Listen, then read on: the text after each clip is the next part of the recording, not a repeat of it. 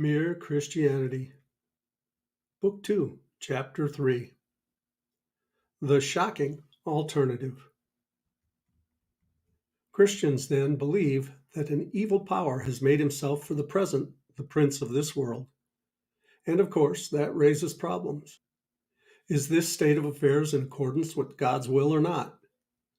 If it is, he is a strange God, you will say. And if it is not, how can anything happen contrary to the will of a being with absolute power? But anyone who has been in authority knows how a thing can be in accordance with your will in one way and not in another. It may be quite sensible for a mother to say to her children, "I'm not going to go and make you tidy the schoolroom every night. You're going to learn to keep it tidy on your own." Then she goes up one night and finds the teddy bear and the ink and the French grammar all lying in the grate. That is against her will. She would prefer the children be tidy. But on the other hand, it is her will which has left the children free to be untidy. The same thing arises in any regiment or trade union or school. You make a thing voluntary, and then half the people do not do it. That is not what you willed, but your will has made it possible. It is probably the same in the universe. God created things which had free will. That means creatures which can go either wrong or right. Some people think they can imagine a creature which was free but had no possibility of going wrong. I cannot. If a thing is free to be good, it is also free to be bad, and free will is what has made evil possible. Why then did God give them free will? Because free will, though it makes evil possible, is also the only thing that makes possible any love or goodness or joy worth having. A world of automata, of creatures that worked like machines, would hardly be worth creating. The happiness which God designs for his higher creatures is the happiness of being freely, voluntarily united to him and to each other in an ecstasy of love and delight compared with which the most rapturous love between a man and a woman on this earth is mere milk and water. And for that, they must be free. Of course, God knew what would happen if they used their freedom the wrong way. Apparently, he thought it worth the risk. Perhaps we feel inclined to disagree with him. But there is a difficulty about disagreeing with God. He is the source from which all your reasoning power comes. You could not be right and he wrong any more than a stream can rise higher than its own source. When you are arguing against him, you are arguing against the very power that makes you able to argue at all. It is like cutting off the branch you are sitting on. If God thinks this state of war in the universe a price worth paying for free will, that is, for making a live world in which creatures can do real good or harm, and something of real importance can happen, instead of a toy world which only moves when he pulls the strings, then we may take it, it is worth paying. When we have understood about free will, we shall see how silly it is to ask, as somebody once asked me, why did God make a creature of such rotten stuff that it went wrong?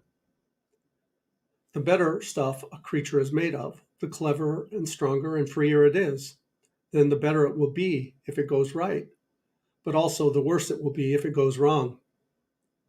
A cow cannot be very good or very bad. A dog can be both better and worse. A child better and worse still.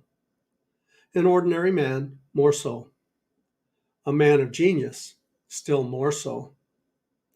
A superhuman spirit best or worst of all.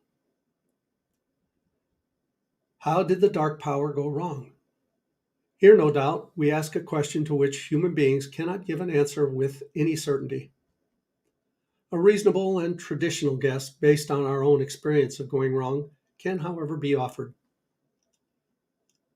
The moment you have a self at all, there's a possibility of putting yourself first, wanting to be the center, wanting to be God, in fact. That was the sin of Satan, and that was the sin he taught the human race. Some people think the fall of man had something to do with sex, but that is a mistake. The story in the book of Genesis rather suggests that some corruption in our sexual nature followed the fall and was its result, not its cause. What Satan put into the heads of our remote ancestors was the idea that they could be like gods, could set up on their own as if they had created themselves, be their own masters, invent some sort of happiness for themselves outside God, apart from God. And out of that hopeless attempt has come nearly all that we call human history: money, poverty, ambition, war, prostitution, classes, empires, slavery. The long, terrible story of man trying to find something other than God which will make him happy. The reason why it can never succeed is this: God made us, invented us as a man invents an engine. A car is made to run on gasoline, and it would not run properly on anything else. Now God designed the human machine to run on himself. He himself is the fuel our spirits were designed to burn, or the food our spirits were designed to feed on. There is no other. That is why it is just no good asking God to make us happy in our own way without bothering about religion. God cannot give us a happiness and peace apart from himself, because it is not there. There is no such thing. That is the key to history. Terrific energy is expended. Civilizations are built up. Excellent institutions devised. But each time something goes wrong. Some fatal flaw always brings the selfish and cruel people to the top, and it all slides back into misery and ruin. In fact, the machine conks. It seems to start up all right and runs a few yards, and then it just breaks down. They're trying to run it on the wrong juice. That is what Satan has done to us humans. And what did God do? First of all, he left us conscience, the sense of right and wrong. And all through history, there have been people trying, some of them very hard, to obey it. None of them ever quite succeeded. Secondly, he sent the human race what I call good dreams. I mean those queer stories scattered all through the heathen religions about a God who dies and comes to life again, and, by his death, has somehow given new life to men. Thirdly, he selects one particular people and spent several centuries hammering into their heads the sort of God he was, that there was only one of him, and that he cared about right conduct. Those people were the Jews, and the Old Testament gives us an account of the hammering process. Then comes the real shock. Among these Jews, there suddenly turns up a man who goes about talking as if he was God. He claims to forgive sins. He says he has always existed. He says he is coming to judge the world at the end of time. Now, let us get this clear. Among pantheists like the Indians, anyone might say that he was a part of God or one with God. There would be nothing very odd about it. But this man, since he was a Jew, could not mean that kind of God. God, in their language, meant the being outside the world who had made it and was infinitely different from anything else. And when you have grasped that, you will see that what this man said was quite simply the most shocking thing that has ever been uttered by human lips. One part of the claim tends to slip past us unnoticed because we've heard it so often that we no longer see what it amounts to. I mean the claim to forgive sins, any sins. Now, unless the speaker is God, this is really so preposterous as to be comic. We can all understand how a man forgives offenses against himself. You tread on my toe, and I forgive you. You steal my money, and I forgive you. But what should we make of a man, himself unrobbed and untrodden on, who announces that he forgave you for treading on other men's toes and stealing other men's money? Asinine fatuity is the kindest description we could give his conduct. Yet this is what Jesus did. He told people that their sins were forgiven and never waited to consult all the other people whom their sins had undoubtedly injured.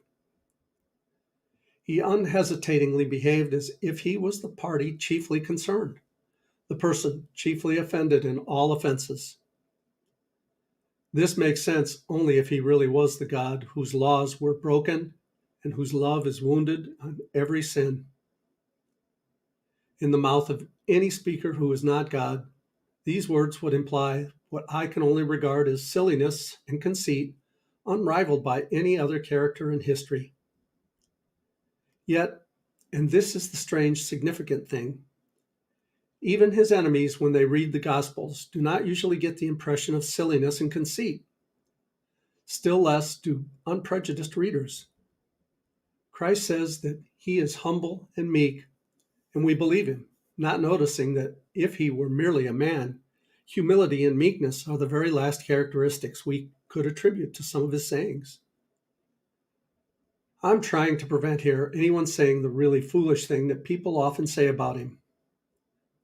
I'm ready to accept Jesus as a great moral teacher, but I don't accept his claim to be God.